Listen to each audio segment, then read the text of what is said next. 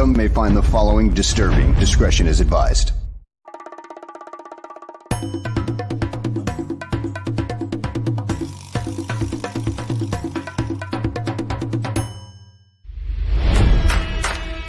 Never before in the history of sports podcasts have two men brought you opinion and analysis like these two. They speak for a city that's desperate for wins and titles, not whining and travesty. You might not agree with what they have to say, but you'll defend their right to say it. Sports fans across the world, from Chicago, Illinois, this is the Mac and Reed Show.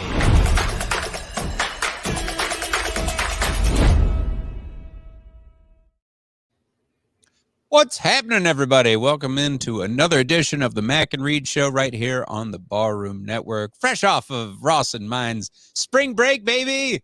We are live on YouTube. As usual, chime in the comments, all you barflies out there. Audio-only versions of the show are on Spotify, iTunes, wherever you get your content. Remember to like, subscribe. Tell a friend or two. I'm at The Real Evan Mac on social media. Ross is at Ross Reed. And good evening to you, sir. How's it going, Dad Man? You're wearing your Dad Man shirt. I'm wearing my girl dad shirt. Oh, we coordinated our shit. You're just a bit cooler, I suppose. What's happening, man? How you feeling? Good. How you doing? Doing great. As I mentioned, we've been off for some time. Viso Joe, welcome back to the show. We got a lot to get into as we were off for a couple weeks. And, man, not a lot in the ways of the NFL, but we will talk about, how we're in a holding pattern waiting for what the Bears do with the number one overall pick and the legacy of the Bears quarterback position. What to look forward to there. Of course, the NBA playoffs are around the corner. Masters are underway. March Madness came and went, and we'll talk about the legacies of the champions and the losers there as well. Surprises along the way. But to begin, as I alluded to, Ross, we're just really waiting around now for this draft to start in a couple weeks. It will be here before you know it. And Bears obviously holding on to that number one overall pick after, last time we spoke, they were fresh off dealing Justin Fields, and we were real high on the free agency period that they had. I mean, upgrading wide receiver, an offensive line, getting some defensive pieces, really trending in the right direction. But, as we've seen throughout the league and with this organization, bottom five of the league, I feel like with quarterback development or quarterback legacy, you could put the Texans in there, you could put the Browns, other teams like that. And they've been bad. I'm sure Ross could mention some as well as we dive into the subject. But, I was drawn to a piece in ESPN which talked about, it was a, quote, lackluster legacy for the Bears, talking about the Bears selecting a quarterback in the first round 6 times in this common draft era. And those quarterbacks have combined for 0 selections to all-pro teams. Go figure. 2 Pro Bowls as Chicago QBs, Mitch Trubisky in 2018 and Jim McMahon in 85. Justin Fields was that most recent project, and, his Bears career went 10 for 28, dealt to Pittsburgh for the 6th rounder, and he was an 11th overall pick that you went out for. You traded for Mitch Trubisky. You can go back to the Rex Grossman years. You go back to Cade McNown, Jim Harbaugh, and Jim McMahon, the last Super Bowl winning quarterback for the Bears, the only Super Bowl winning quarterback for the Bears. It's bleak. And now, it's pretty much a sure thing. There's like the ever so slight chance that if Drake May was to wow them, that maybe they would gamble on him. But it seems like, a generational talent has come along. Like, I feel like Caleb Williams has mentioned that same breath as a Wembanyama at this point, like he is just that guy who can turn a franchise around, hopefully. And the Bears have just had that stigma where they've not developed quarterbacks. They've had anemic offenses over the years here. But, in this holding pattern, Ross, I mean, you got to be optimistic about where the Bears sit. And it's just, again, exciting to think that Caleb Williams will be coming to Chicago in a few weeks here. So excited for you. Named 5 out of the 6. I'm trying to think of the 6th one has to be Rex Grossman, right? You named. I named Grossman in there. Yeah. Yep. So it's Fields, Trubisky, Rex Cade Grossman. McNown, Rex Grossman. Cade McNown, a 12th overall pick. Yeah, that's by far the worst one. Yeah. Harbaugh, right?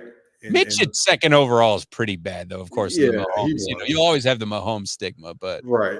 Yeah. And hindsight is 2020. I don't think a lot of people knew Pat Mahomes would do that. I actually think the pick would have been Deshaun Watson if they were to go against Mahomes, but that would have been a disaster.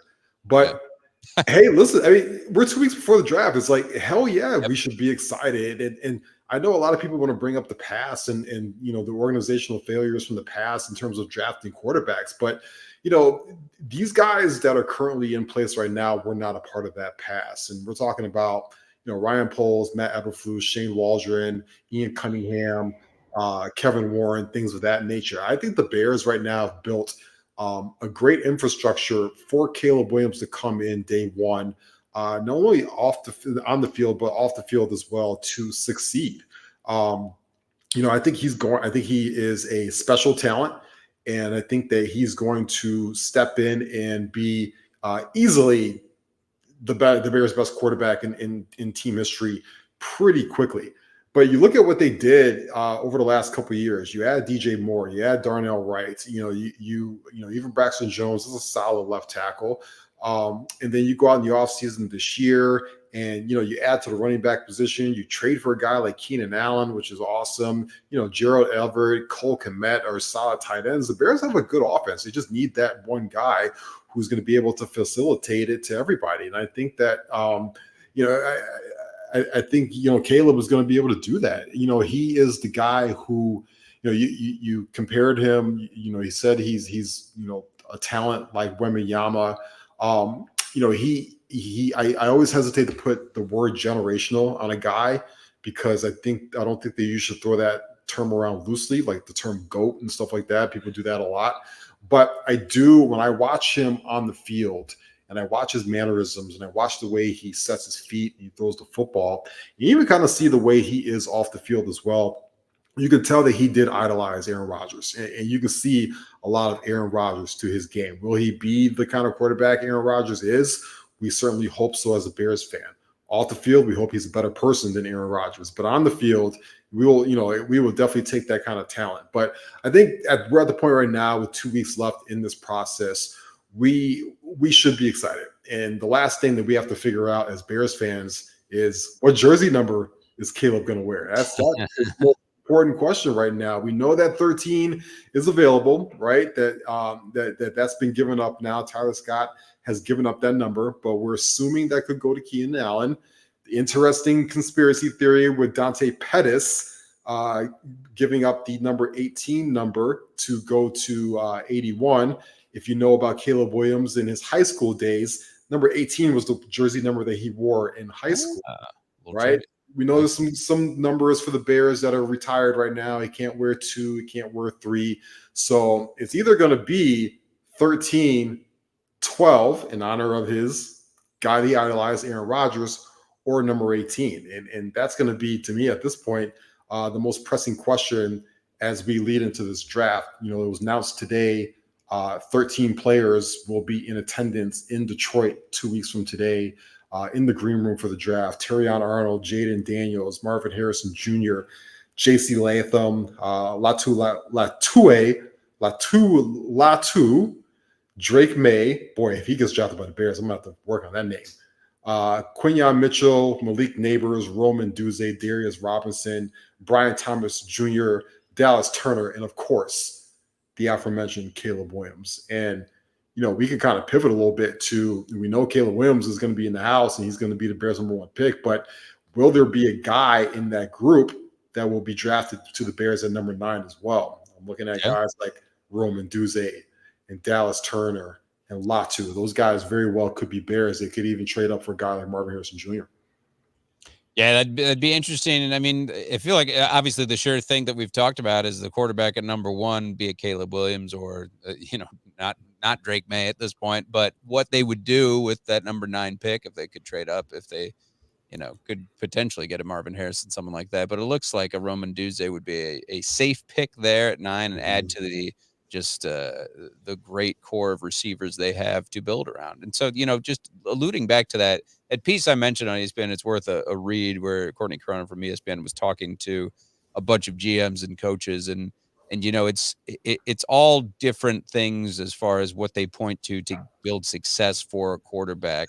A lot point to reps, a lot point to them not going too early. It's about doing your due diligence with these young men. So it is just a total package of things, where this is, a big, we haven't mentioned Ryan Poles in this conversation yet, but this is make or break for him as the GM, you would think, as well. He's had great drafts so far, I think, on paper, and, outside of the quarterback position, we're seeing where his vision has got him. Obviously, they have a lot of faith, this organization and Ryan Poles, and Matt Eberflus. We have not seen consistency at the OC, but we're going to see, a new one now, and take the reins and try to tutor Caleb Williams, and try to, get back to competing in the North and the NFC and the league overall, because I feel like a lot of this hype is just talking about the Bears now, even before the draft, and just assuming that Caleb Williams will be there, talking about him in the same breath as like the Lions a couple years ago. You're right there. You're going to be competing directly with some high-powered offenses like Green Bay and the Lions, and everybody seems to be chasing the 49ers in the NFC and the Eagles. So you're going to get back to that. I like Ross talked about the numbers that Caleb Williams could potentially wear. 18 just feels like, once Peyton rocked it, nobody rocks it anymore. So that would be kind of cool. Like, no one on the Bears, as far as quarterback is concerned, has rocked it since, Kyle Orton. I was gonna say the problem with these numbers is you start thinking about the past guys. The Bears have had so many quarterbacks. Start thinking about the past guys that were, right. So you're either going to get like the Kyle Orton vibes, which was, he was by all means a successful quarterback for the Bears, or number 12 gives you like Caleb Haney vibes, right? And that's kind of scary a little bit too. But a legendary number 3. You think of all the great quarterbacks who worn 12, but you get McCown vibes or Caleb Haney. Absolutely. And RIP to all the people who pre-bought their 13 jerseys from DH Gate in Korea and China and spent the 49 quality. 45 or whatever to get those bootleg jerseys, and he's going to come out with like number 18 or something like that. I don't think it's going to be 13 at all. It's going to be either 12 or 18. So RIP to those people that jumped the gun, so to speak. The vets got to get, you hear about this too in the offseason when it's so slow like this too. What guys, they've got to pay $500,000 for a number for if you're a rookie trying to get it from a vet. In the case of, Keenan Allen, who I couldn't imagine not wearing 13 at this point. But like you talked about, Ross, now we have nothing to do but just, wait around in excitement, I feel like, and think about everything we mentioned. We didn't even mention just the bad overall picks. You think of like Gabe Karimi. I saw it was like the last 20 years, the worst overall top 10 picks or something like that. But Kevin White, good God, how bad that was.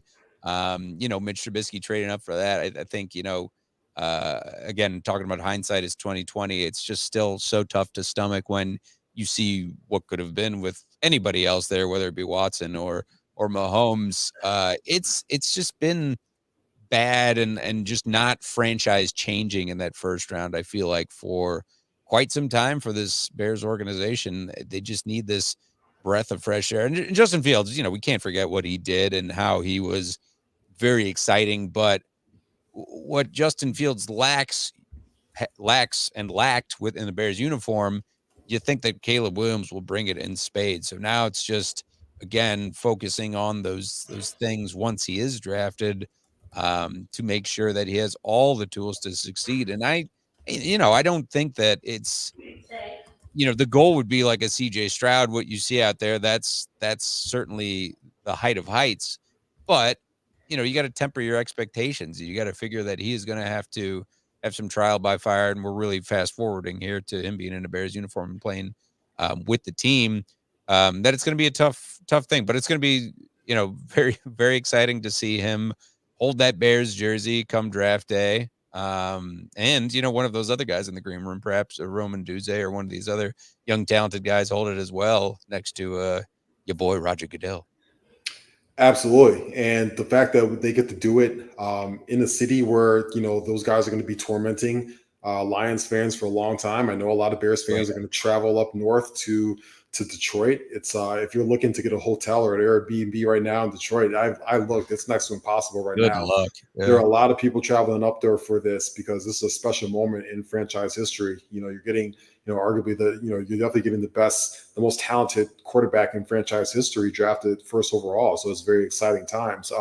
Yeah, I completely agree with you. I mean, again, it goes back to the infrastructure being sound. We can go as far back as last year, which is not far back at all. But you look at what Bryce Young had to go through his first year in the NFL, it's just absolute disaster. Head coach didn't want him. Offensive coordinator was a nightmare. His best receiver was Adam Thielen, who's on one leg. The offensive line was a nightmare. I think Ryan Poles looked strong and hard at that situation. Said, "I can't put Caleb Williams in that situation." I think he also looked hard at Justin Fields and what Justin Fields had. And I think a lot of Justin Fields' negative traits that he picked up over the years was due to the fact that he walked into just a disaster of a situation. And so the Bears have already fixed that tremendously. I think they will still continue to fix that in this draft. I do think that I think for right now, I've hit 3 out of the last 4 first rounders for the Bears. Obviously, we know who's going first overall. I'm still struggling with that 9th overall pick because on one side of it, I think that it screams to me best available receiver on the board out of the 3. Marvin Harrison Jr., Malik Neighbors, Roman Duze. Most likely be Roman Duze. But I also look at that defense right now, and I look at the lack of picks that they have in this draft. They don't have a second-round pick right now. And I say in wide receiver is arguably the most talented position in this draft at the moment. And I say, boy, it's really enticing to trade down 4 or 5 spots with like a New Orleans Saints or something like that. Somebody that really needs their offensive tackle 2 on the board or something like that. And really look for a guy like Byron Murphy. I'm all in on Byron Murphy. You can get him right about 14 range and pick up a second-round pick. And then you start looking at guys like Ladd McConkey, who's outstanding wide receiver out of Georgia. I forget the young man's name right now, but the other receiver for Washington last year that if you follow Caleb Williams on Twitter, consistently quote tweets him, shouts him out. You could tell this is Caleb's guy, that he's kind of, hey, go get this guy a little bit. So I do think that right now, 50-50, we could see either Nduze at 9, or it's a very realistic possibility for a second year in a row, Ryan Poles trades back a little bit to accumulate more picks. Because as much as it is important for the Bears to have that offensive infrastructure around, you got to look at this defensive line right now, and it's still not where it needs to be at. You've got Montez Sweat. You've got some young guys that they drafted last year around that line, but you really want another young, top, blue chip elite talent on that defensive line to go after the quarterback and help get the football back to Caleb Williams. That's going to be equally as important. And look no further. We've talked about Roman Duze and that being a pretty big home run for the Bears at 9 overall. But, given the offseason they've had, they got a pretty deep wide receiver room right now. I love the SEC, and I like a guy like Dallas Turner if he's there at 9 and, played at Alabama. He's a beast. He's a game wrecker. We'd look at what the young man's name in Houston had done last year, and just incredible how they turn out really great defensive line talent and at that school, albeit Nick Saban now out of there. But yeah, I would go defense. I feel like because I'm not, Sweat is one thing, but the interior took a little bit of a step forward last year. Built through the draft, and then you just need that edge rusher opposite Sweat, and you're pretty set. Looking for game wreckers, looking for, again, within the division, guys to really disrupt the Jared Goffs of the league and Jordan Love as well. So I'm all in for a defensive pick at that pick overall.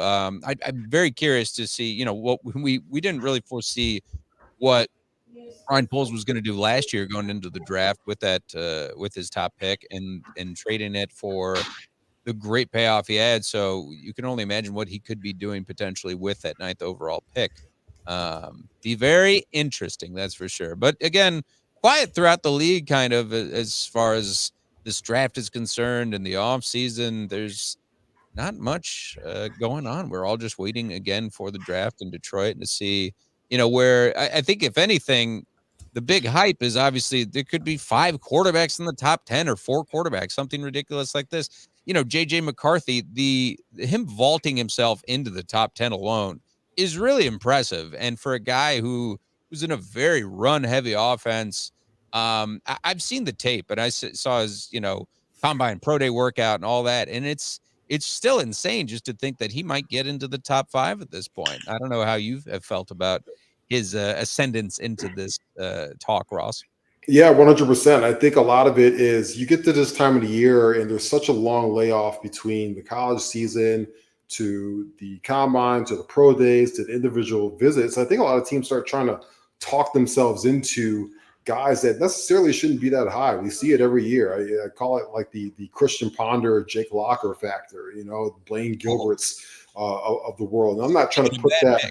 Yeah, and I'm not trying to put that on JJ McCarthy, but I mean, here's a guy that even, 2 months ago, I mean, he barely threw, 10, 12 passes in a game against Ohio State for the Big Ten championship. Yeah, he just wasn't considered to be an elite prospect at the quarterback position. But, teams get needy at the most important position in sports, and they start grasping at straws a little bit. To me, this is the essence of the draft. This is the most important story of this draft. We know Caleb is going number 1, but we still don't know what Washington is going to do at number 2. Is it Jaden Daniels? Is it Drake May? I think it's Jaden Daniels right now, and I actually think Drake May could slide a little bit. But I also think that quarterbacks can go 1 through 4 this year in the draft. If I was a betting man right now, I would go Caleb Williams, Jaden Daniels to Washington, Drake May to New England.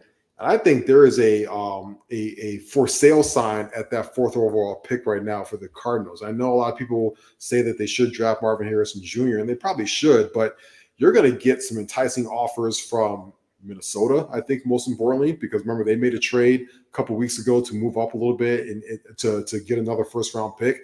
I think they're going to try and move up and get a quarterback.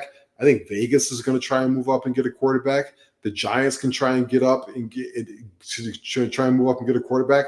I think it's very realistic that quarterbacks can go 1, 2, 3, 4 in this draft in 2 weeks from now. And I think that 4th guy is JJ McCarthy. And then all of a sudden, that starts to elevate other guys. All of a sudden, Michael Penix Jr. has got to get drafted in the 1st round at some point. It elevates him. There's a high probability that we could see 6 quarterbacks drafted in the 1st round 2 weeks from now, which is just absurd. A guy like Bo Nix can sneak in the 1st round. That to me is just absurd.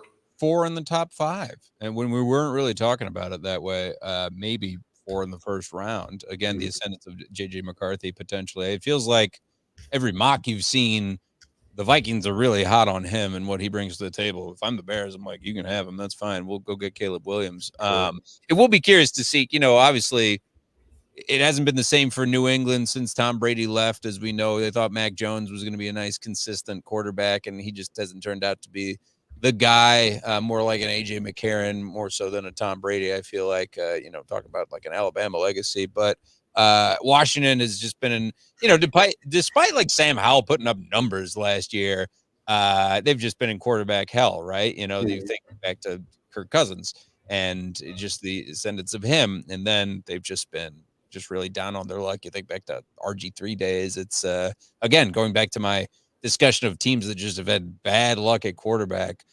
You could put the Washington football team over in that conversation as well. But yeah, I mean, there's a ton of talent that the receivers, obviously we know like Malik Neighbors will be in this top 10 as well. So it's really a question of will Neighbors go before Odunze, and then if they're both off the board, then it seems really, clear. And then Turner, I just saw a mock draft too. If he's gone, Bears might look at tackle. Or look at the offensive line as a whole, because there's just, you still have to fill the depth. It's a next man up sort of league. So if, I don't know if there's a guy we haven't discussed so far, Ross, that might be on the Bears draft board that we haven't mentioned that would be taken at 9. Yeah, I think we need to talk a little bit more about Talise Fuaga. He was the offensive tackle from Oregon State. I just wanted you to say another, Hawaiian name. That was what I was getting. There it is. Yeah, listen, he's 6'6", he's 334 pounds. A lot of people have him as like, maybe offensive tackle 2 or 3. I think he's offensive tackle 2 in this draft. Joe Alt is, everybody's talking about Marvin Harrison Jr. being the unicorn in this draft. I think Joe Alt is right up there as the unicorn in this draft for me. I think there's no way he gets past number 7 with the Tennessee Titans, in my opinion. And they would be ridiculous to not get Will Levis more protection and see what Levis can do with another year with protection and in a running game and passing game and stuff like that.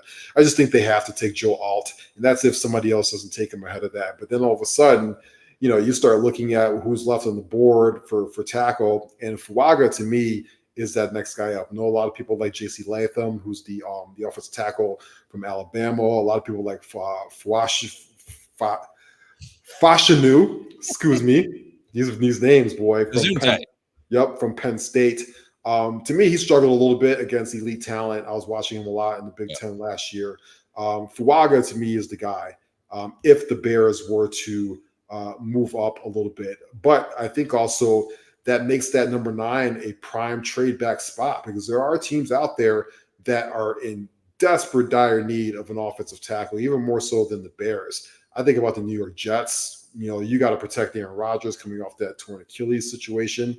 They desperately need an offensive tackle. I mentioned the Saints. Their Ramczyk, their offensive tackle, who got hurt last year, is not going to be ready to go this year. That is a major blow to them. So they're going to need an offensive tackle as well.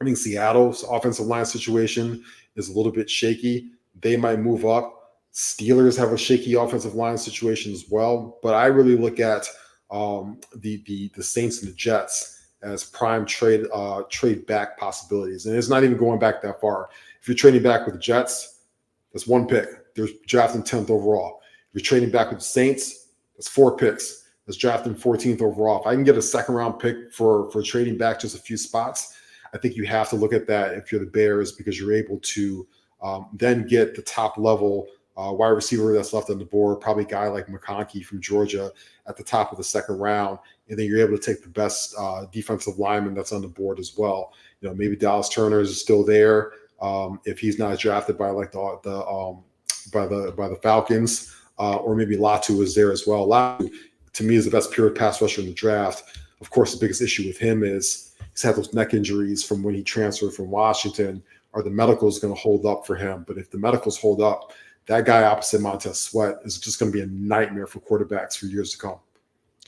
I mean, as likely as it seems that it would be best pick available, whether it be Turner or Alt, one of these guys we mentioned, a wide receiver, that it's also very likely we know what Ryan Poles did last year and what he thinks about stockpiling some draft picks and some talent. If he could trade out of that 9 spot, would not be surprising.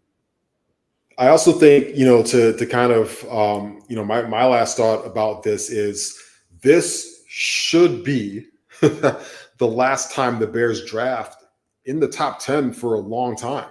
Like, if you nail it on the quarterback position and you nail it right around the 9-10 area and you nail it to the rest of the draft, this team is in a position to compete. I fully expect for them in 2025 to be drafting 20 or worse, and for that to consistently be that way for a while. So that puts a lot of pressure on Ryan Poles, though, to walk away from this draft. In my opinion, you got to get 2 elite blue chip players. One guy's your quarterback. You already got that. You're fine there. But you have to nail that 2nd pick in the 1st round. He has to be an elite blue chip talent. And to be honest with you, I don't care what position it's at, because talent is talent.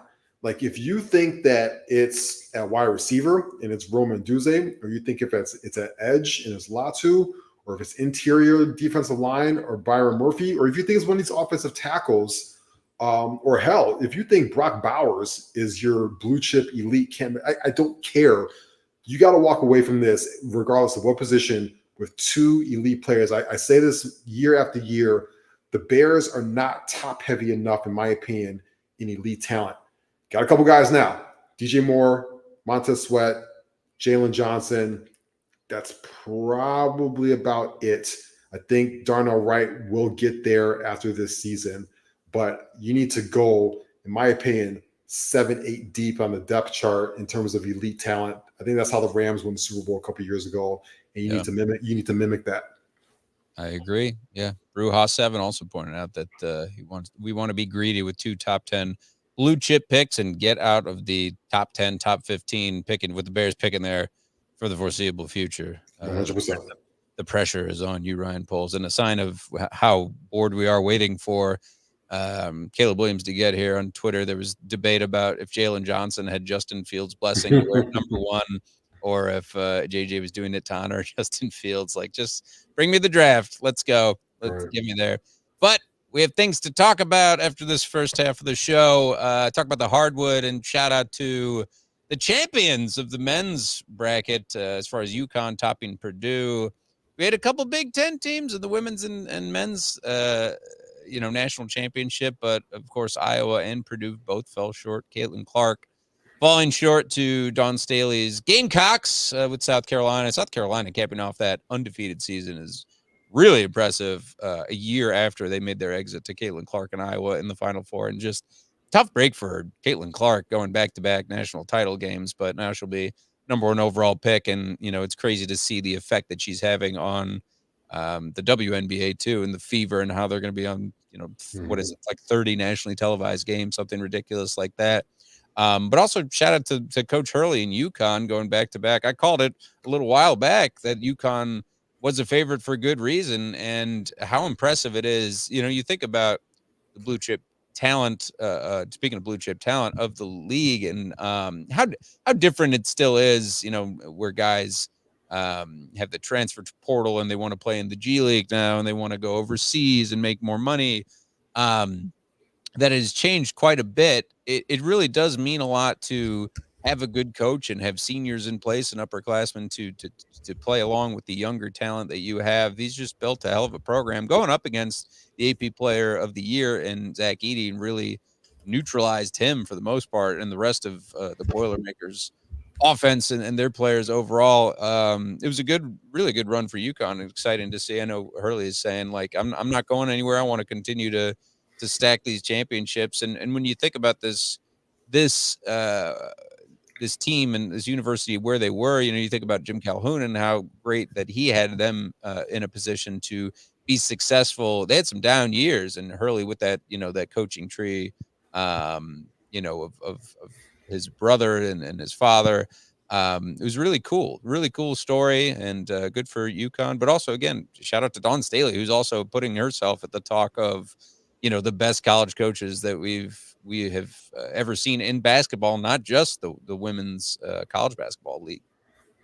100%. I have a lot of admiration for Dawn Staley, for the job that she does there, for the class act that she is. She had amazing things to say about Caitlin Clark after that game, and how Caitlin put that entire league on that on her back as such a young woman.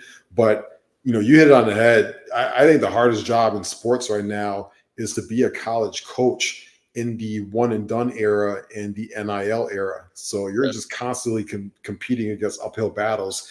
And still, Hurley and Staley have put together 2 amazing programs. And that's what it was. You watch both those games. One was just an elite, one side was elite team and with elite team play and in depth. And the other side was just one player. Right. And that's kind of where it was at. And that's no, knock to what Purdue and Iowa did this year, but it's a lot of credit to Hurley and Dawn Staley. They were absolutely outstanding. And I have no doubts that both programs will be back, in the Final Four next year. That's how good they were. Dawn Staley lost 4 starters last year, and she was able to go undefeated. That's how good that program is there. Same thing with Hurley. He's just been awesome. I know a lot of people think he's a hard ass and a red nose and a lot of stuff like this, but you can't tell me that kids don't like playing for him. And he steps into a living room and recruits a kid, and they're all in, and the players certainly love it. And it's good for the sport too. It brings you back to the old school personalities of the younger Coach K days and the Bobby Knight days, and things of that nature. So even you talked about Jim Calhoun, who's an asshole as well. And you look at in contrast to Calipari, who's just a mess at Kentucky, just really didn't get it done. He had one great year from Anthony Davis, and he got him a title, and he's been coasting off of that. And all of a sudden now he just jumps to Arkansas because they're able to squander up a bunch of money from boosters, and he's just going to sit there and collect paychecks. He's never going to win anything in Arkansas, in my opinion. So, and even now, you can't get anybody to take that Kentucky job. So many people have turned it down. Now Scott Drew is the latest guy today to say he's not leaving Baylor for Kentucky. He's not leaving Baylor for Kentucky. That's a tough spot for Kentucky right now. So, it's college sports as a whole, even on the football side, is in a very weird spot. But that just makes me tip my hat off more to these elite coaches like Staley and Hurley, who are able to rise above it and still put together amazing programs and put and stack these championships.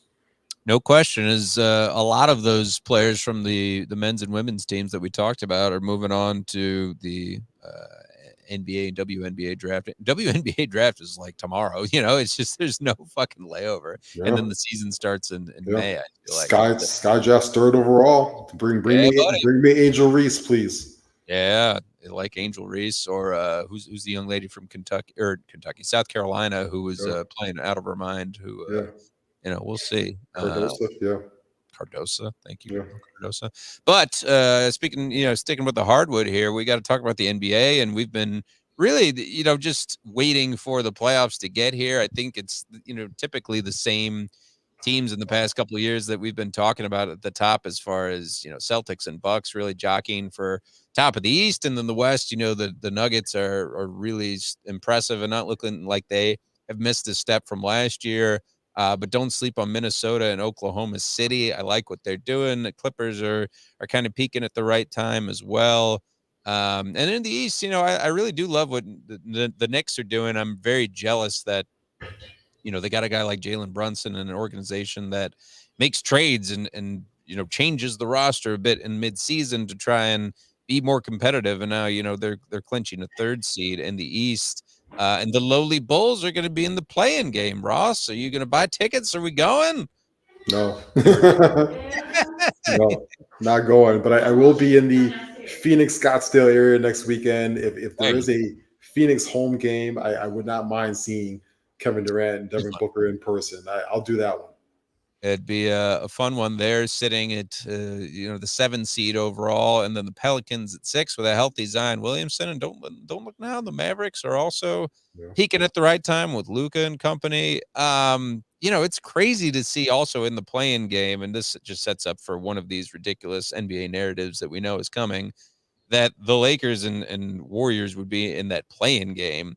And then one of those teams is going on a tear, I feel like, whether it be LeBron and the Lakers or Steph and the Warriors.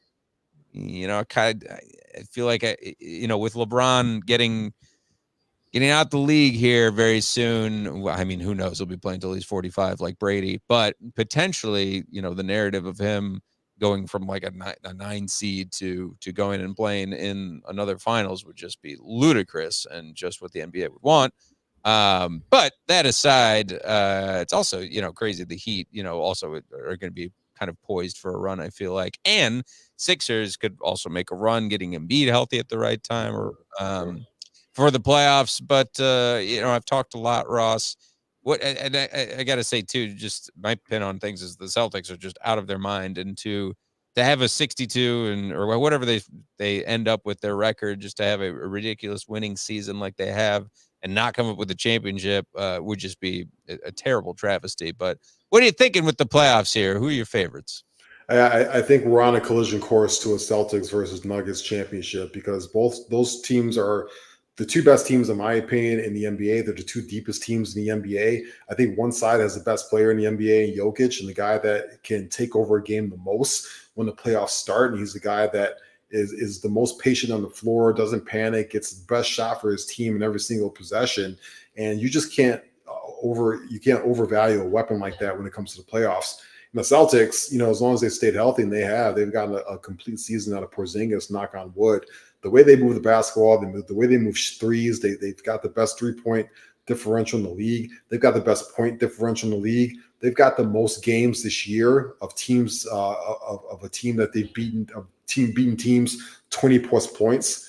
So they've just been an absolute juggernaut this year. And I think the East is pretty down right now. You talk about Embiid coming back from injury. He's going to be a little bit rusty. He even buckled his knee the other night. Doesn't look healthy. Giannis, had a calf issue yesterday, and now he's out for the rest of the regular season. And we're going to see how it affects him in the playoffs. And you talk about the Knicks. The Knicks have had a good year, but now Julius Randle's out for the season. I don't think anybody in the East has the firepower to compete with the Celtics. I think the Celtics are going to go on one of those runs where you might lose like 1 or 2 games before you get to the NBA Finals. The West is a little bit more competitive, but any team that has Jokic and Murray on it, I can't bet against those guys. I just can't bet against those guys. As much as I love the Lucas of the world and Steph going on a heater and what LeBron and AD can do, you just can't beat Jokic right now in a 7-game series. I think he's the ultimate cheat code. He's going to win his 3rd MVP in a couple weeks. It's well deserved. I can't stand the discourse for it, but he's on a trajectory right now to where if he keeps this up, he wins another championship, you got to start putting him in the top 10 best players of all time. You have to. And I'm forgetting the conversation, whoever it was, just talking about Jokic and where he stacks up as far as big men. It was just the stupidest conversation. Do you know what I'm talking about?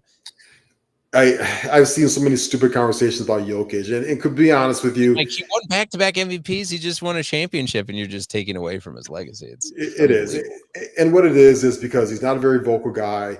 He wins his games and he goes home. And he's also his 9 to 5. Right. It's just a fucking job for him. He's also European. There's just a European bias that Americans have, and I think it's ridiculous because if he came from Cleveland, obviously they wouldn't be treating him like this. But it's because he comes from Serbia, and it's because he's quiet that they treat him like this. But this guy is one of the best offensive players I've ever seen in my life. I've never seen. He's like 7 foot tall Magic Johnson out there. It's unreal what he does. And so I think, he's going to show people this year, and he doesn't even do it maliciously. He just does it because he has a love for the game and a love for his teammates. He's going to show people this year, again, 3rd MVP. I think he's going to win another championship. If he goes back-to-back in 3rd MVP, I think everybody got to shut the fuck up.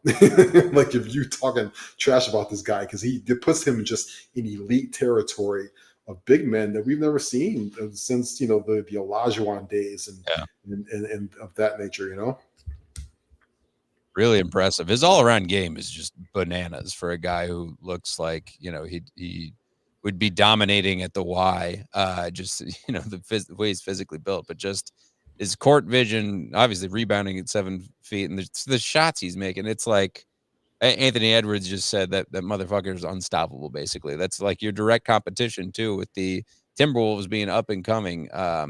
They're just not slowing down. And I think, in this, when we get into the playoffs like this, it's so important to have that vet presence. And, with these young guns and the Knicks and the Timberwolves and the Thunder, they're going to run up against these battle-tested teams like the Nuggets and the Celtics trying to get over that hump. I wouldn't be mad about that 1-1 matchup at this point right now if you put the Nuggets and Celtics into the finals, as it were. But I just feel like something screwy. We're going to see come that play-in game, if LeBron goes on a tear, we might be in for some deep run for him. But you would think that this is just, again, building into that narrative that it's really phasing those guys out, the Chris Pauls of the world and LeBron and Steph Curry. And now we're seeing, SGA, and we're seeing Jokic in his prime, and we're seeing Jason Tatum trying to get that first ring. So I would love to see, it's not quite Celtics Lakers, but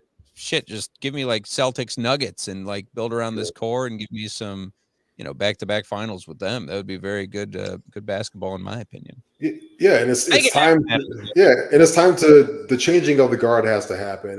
Too many of these primetime games, these Saturday night games are on the backs of LeBron and Steph Curry, and I love both those guys. Those guys are on the back nine of their career. You've got to transition this league to the younger, talented superstars.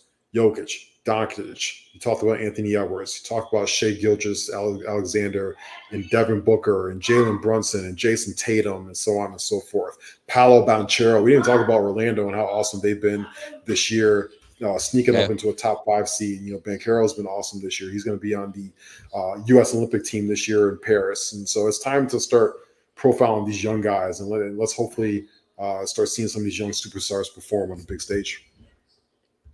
We shall see. Let's go to some quick hits as we wrap up the show, Ross. And biggest news of the day, I mistakenly on Ross's Instagram, he posted the great Jay-Z song, "The Story of OJ" on Spotify, and I was confused at first because I'm a dad and working, and I was like, was his music not streaming as far as Jay-Z? Is this a title thing?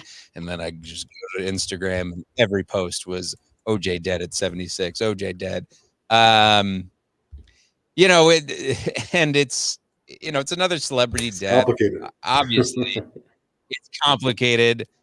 It's not that complicated in that he died getting away with murder. And in a lot of people's opinions, I certainly sided with it. And it's another reminder to watch the great documentary Made in America about OJ. And the best sports documentary of all time. It's up. Yeah. Of all time. Of all time. Yeah. It's incredible. Yes. And you put that, obviously with Last Dance, and we've had some great ones over this past decade and change or whatever. But like Cliff said, I can't say rest in peace to OJ. That's so well said. No, we just say he died. And you look what he did on a football field. You look at what he did as a USC Trojan. Look what he did with the Bills. Look at in the league.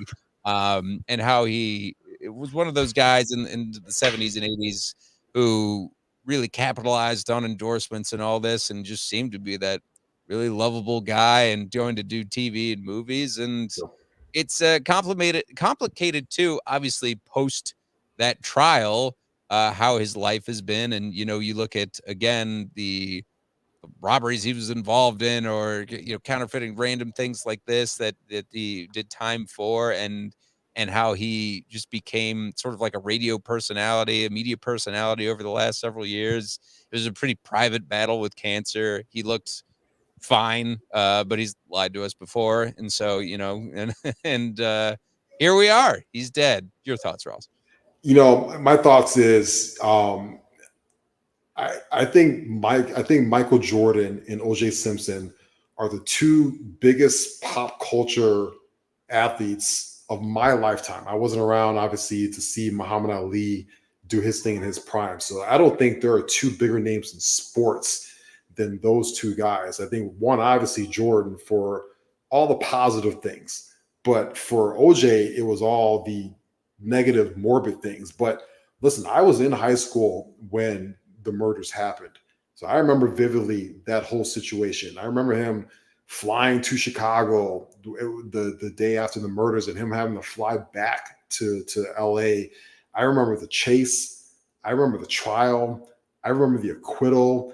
I remember watching courtroom TV at the height of that situation. I even remember as a kid watching the Isotoner commercials and him being on CBS and things like that. He was in Naked Gun movies.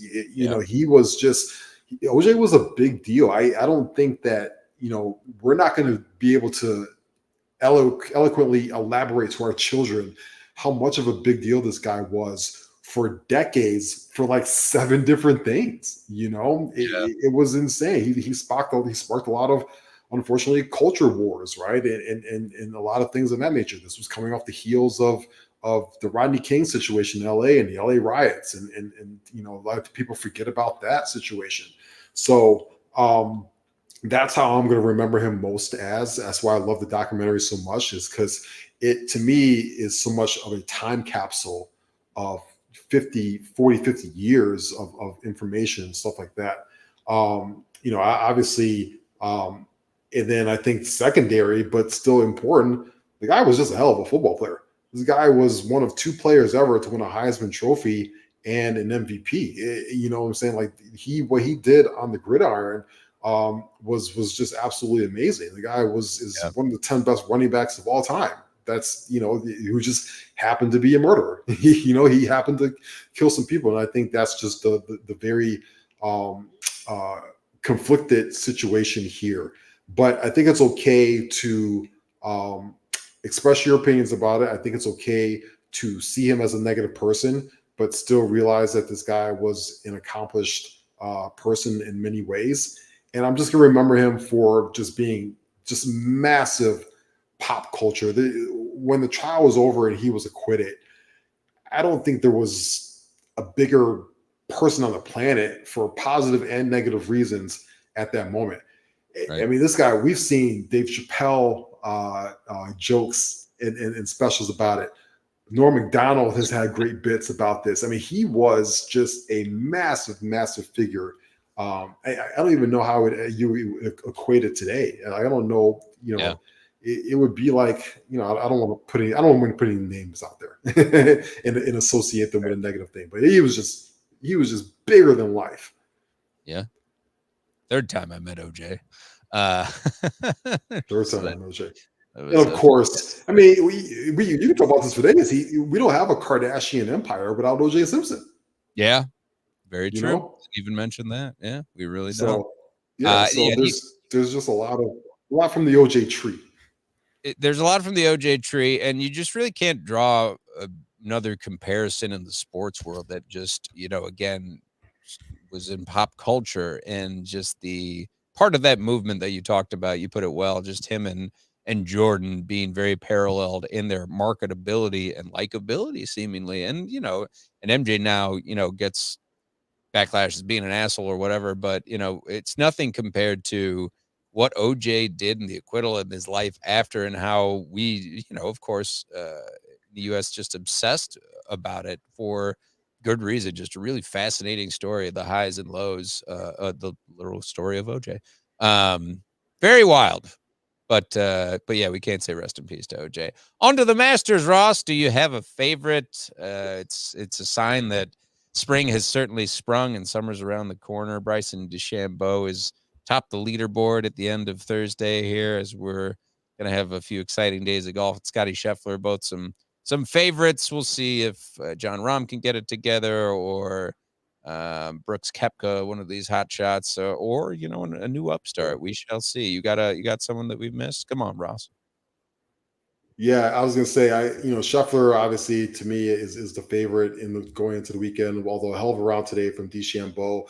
I'd like to see Rory make another run here. I think it's about time that Rory gets back into this. I think Rory kind of elevating himself back into that level would be awesome. Also, favorite golfer of soon-to-be Bears quarterback Caleb Williams. He's a huge Rory McIlroy fan.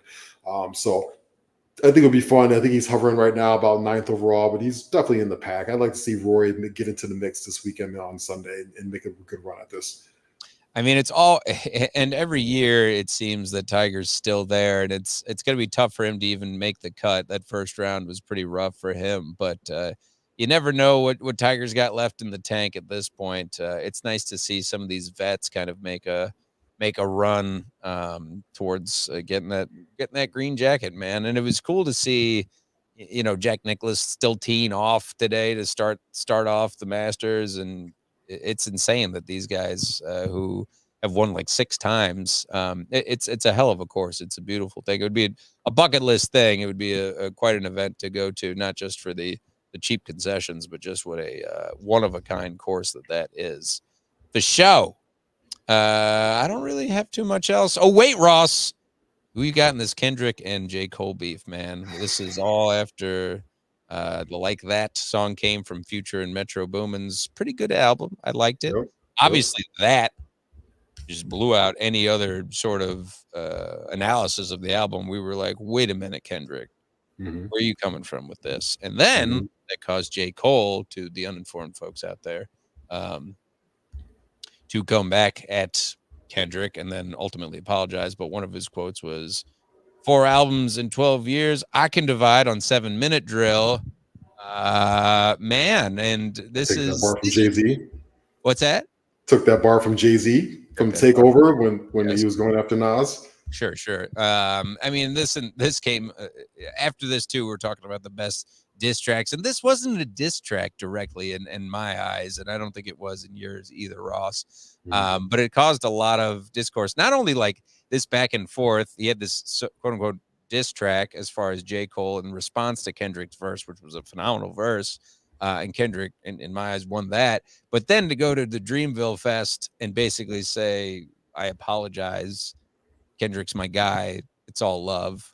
It's don't don't step back like that to me. Yeah. But Kendrick is just so subtle like that. And it's crazy. Again, this goes back to this conversation. I feel like I've seen many of the same interviews with players, like NBA players or just athletes, and they're always like, one gotta go. Is it Kendrick, J. Cole, or Drake? And they're always like, Kendrick gotta go.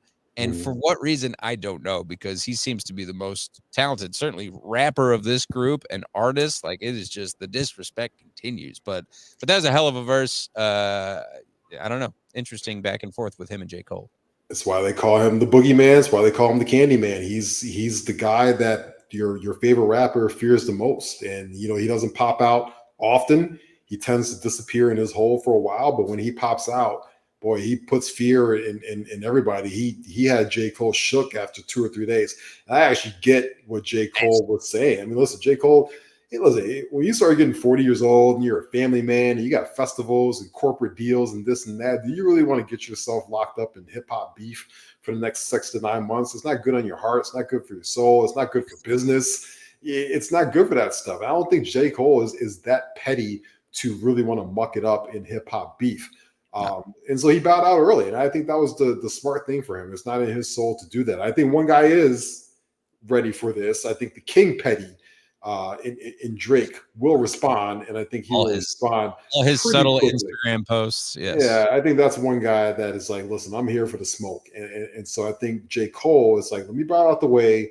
Let me get out these two guys' way and let them do business. And I think we will see a summer of a Drake versus Kendrick slugfest, and it's gonna be interesting because Drake's the kind of guy where him and Kendrick are two very different rappers. Kendrick, long style, right? Takes a while to get a verse out, takes a while to get a song out, takes a while to get an album out. He takes his time with things, and Drake is like, boom, song here, boom, verse here, boom. I just dropped the 3-pack, boom. I just dropped the 4-pack here. Like it's gonna be interesting to see how both these guys respond. There's rumors we might get a Drake song as early as tonight before it tries to step on the release of the second Future versus Metro Boomin album that comes out tomorrow. I also love these artists. Ye just did it with what's his face, Ty Dolla $ign. These 3-parters or two-part albums. Like, I'm all for that, and then I'm all for more music from those guys we mentioned. Obviously, at the top of the top 3 for good reason. And J. Cole, we've been due for a new album for some time. And Kendrick, we know that this isn't going to lead to an album necessarily, but he could get in the studio, he could do something with Baby Keem, could be fun. And Drake just continues to just be the most consistent of them, just putting out music, and anything he puts out is going to be on the top of the charts. So something to monitor as we go forward here. But we got to sign off. Thanks to everybody for watching, listening in. Thanks to all the barflies. Shout out to Cliff and company and chiming in. Remember to follow us on social media. Follow me at The Real Evan Mac. Follow Ross at Ross Reed. If you missed any of the previous episodes, the audio-only versions are on Spotify, iTunes, on YouTube as well, on the Barroom Network channel. Remember to follow the network at Barroom Network, of course, for all the offseason Bears coverage as we get ready for the draft. It's going to be here before you know it, and Chicago sports and beyond. But for now, we say deuces. Everybody be good to each other out there. So long. Peace.